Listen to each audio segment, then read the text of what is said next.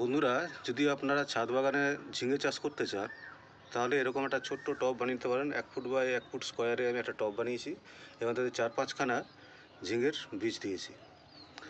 এই গাছটার বয়স মোটামুটি আজ 1.5 মাস হলো।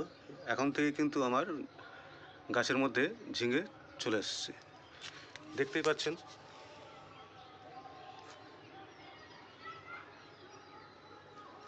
বেশ কতগুলো ঝিঙে অলরেডি আমার কিন্তু গাছে চলে এসছে এবং প্রচুর পরিমাণে ফুলও এসছে।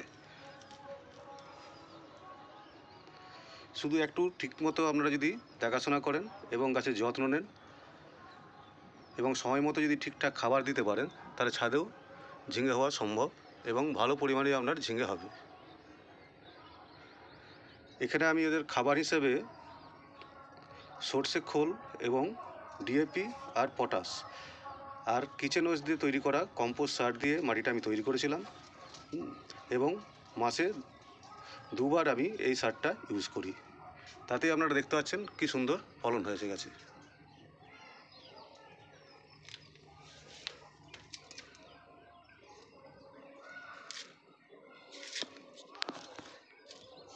দেখুন কীভাবে ফলন এসছে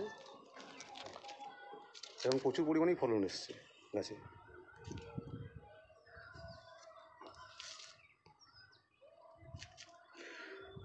নমস্কার বন্ধুরা, এরপর আপনাদের আমি শশা গাছ নিয়ে টিপস দেবো, যেটা ছাদ বাগানীদের পক্ষে অনেক উপকার হবে এবং প্রচুর পরিমাণে শশাও আপনারা ফলাতে পারবেন।